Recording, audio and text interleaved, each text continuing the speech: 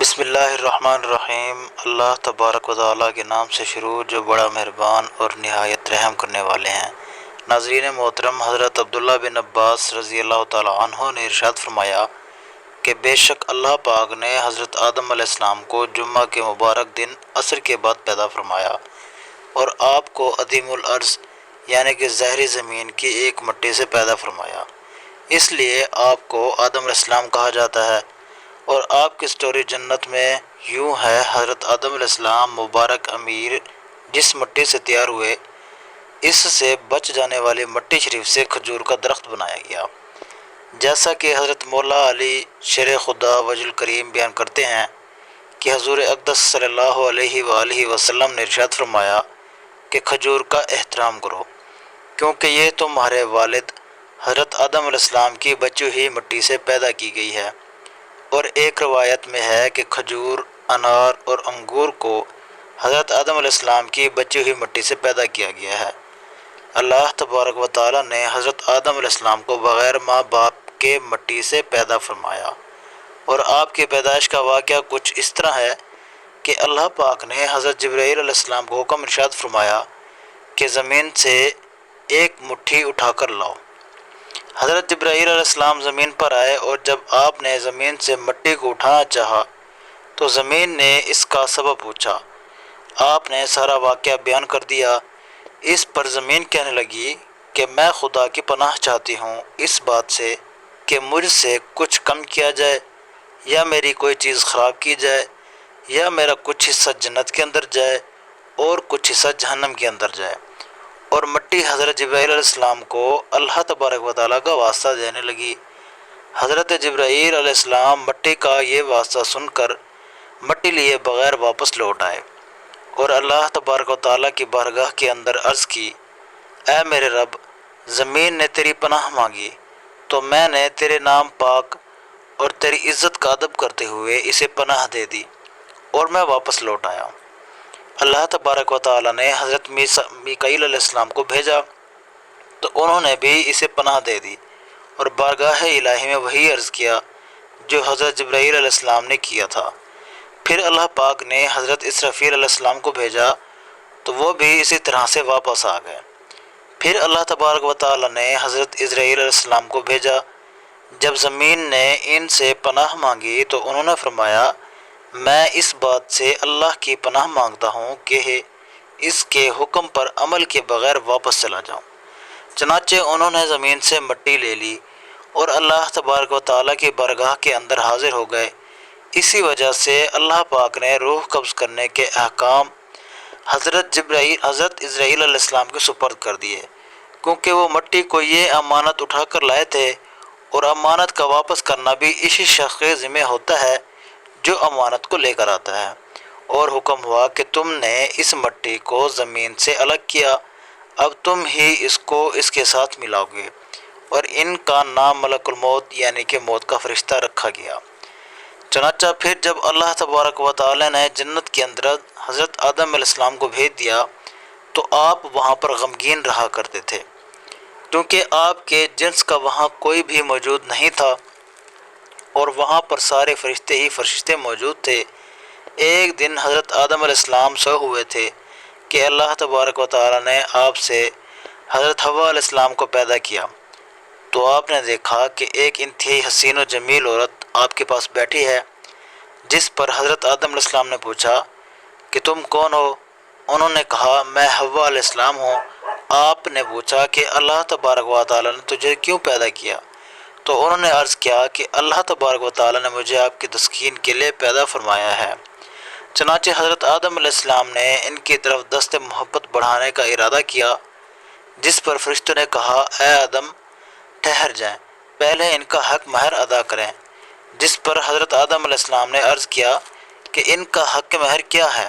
فرشتوں نے عرض کی کہ ان کا حق مہر یہ ہے کہ آپ ہمارے سردار حضور اکرم صلی اللہ علیہ وآلہ وسلم پر 3 یا 10 مرتبہ درود پاک پڑھیں، تو اس طرح سے آپ کا حق مہر ادا ہو جائے گا۔ چنانچہ آپ علیہ السلام نے درود پاک پڑھا، اور فرشتوں کی گواہی سے آپ علیہ السلام کا نکاح حضرت اماں حوا علیہ السلام سے ہو گیا۔ اس سے معلوم ہوا کہ نبی کریم صلی اللہ علیہ وآلہ وسلم ہر موجود چیز کے لیے وسیلہ ہیں، یہاں تک کہ اپنے والد حضرت آدم علیہ السلام کا بھی وسیلہ ہیں، کیونکہ آپ ہی کے وسیلے کے ذریعے سے آپ کا نکاح حضرت اماں حوا علیہ السلام سے ہوا تھا۔ پیارے دوستو، حضرت آدم علیہ السلام نے 960 برس کی زندگی پائی، جبکہ حضرت آدم علیہ السلام کی زندگی 1000 برس کی تھی، کیونکہ جب آدم علیہ السلام جنت میں تھے تو اللہ تبارک و تعالی نے حضرت آدم علیہ السلام کو ان کی تمام اولاد جن جن کو نبوت ملنی تھی، ان کی شخصیت اور ان کی عمر آدم علیہ السلام کے سامنے واضح کر دی۔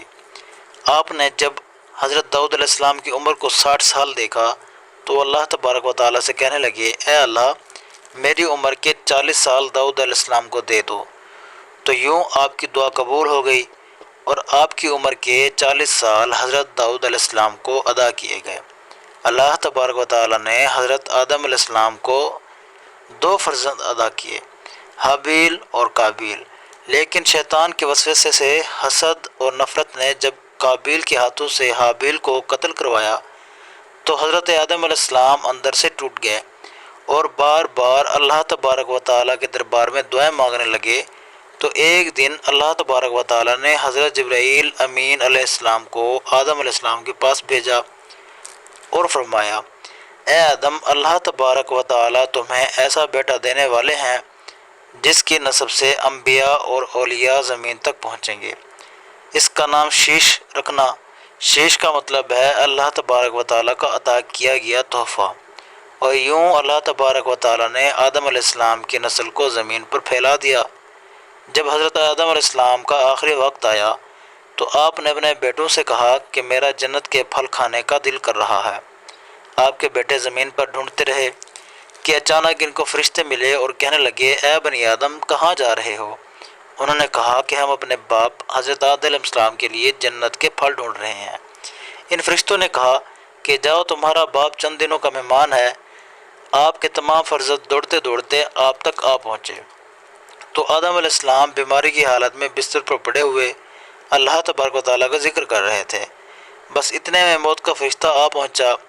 جیسے ہی حضرت اماں حوا نے موت کے فرشتوں کو دیکھا تو حضرت آدم علیہ السلام سے لپٹ گئیں کہ میں اپنے شوہر کو اپنے سے جدا نہیں کروں گی۔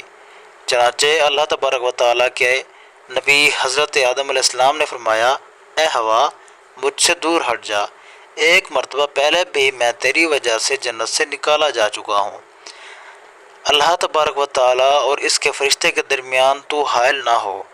پھر آپ ان فرشتوں سے مخاطب ہو کر کہنے لگے، اے فرشتہ موت، کیا تو بھول گیا؟ تجھے معلوم نہیں کہ میں نے اللہ تبارک و تعالیٰ سے سنا تھا کہ میری عمر 1000 سال کی ہے، ابھی تو تجھے 960 ہوئے ہیں۔ تو ملک الموت نے کہا، اے اللہ کے نبی آدم علیہ السلام، آپ نے خود ہی فرمایا تھا کہ آپ کی عمر کے 40 سال آپ کے پوتے حضرت داؤد علیہ السلام کو دے دیے جائیں۔ بس آدم علیہ السلام کی اس کے بعد روح کو قبض کر لیا گیا۔ آپ کو غسل فرشتوں نے دیا اور جنت کی خوشبو آپ کے جسم مبارک میں لگائی۔ پھر آپ کی نماز جنازہ فرشتوں نے حضرت جبرائیل علیہ السلام کے پیچھے ادا کی اور زمین کھود کر آگ کی تدفین کی۔ تمام انسانوں کے نزدیک اللہ تبارک و تعالیٰ کا یہ حکم نہ کیا گیا کہ جب بھی کسی کا انتقال ہو تو اس کے جسم کو ایسے ہی تدفین کر دیا جائے۔ آج بھی ان فرشتوں کی سنت پر عمل کر رہے ہیں کون؟ اہل ایمان، اور اپنے بزرگوں کو زمین کے اندر دفن کر دیتے تھے۔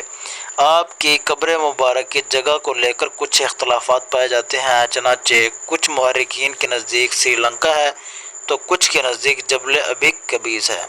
جب حضرت آدم علیہ السلام کی روح قبض کرنے کے لیے موت کا فرشتہ آ پہنچا تو آپ کے بیٹے، جس کو آپ نے اپنا جانشین بنایا ہوا تھا، حضرت شیس علیہ السلام سے آپ علیہ السلام کہنے لگے، اے میرے جانشین، میں نے اللہ تعالیٰ سے سنا تھا کہ عنقریب اس زمین پر ایک بہت بڑا طوفان آئے گا۔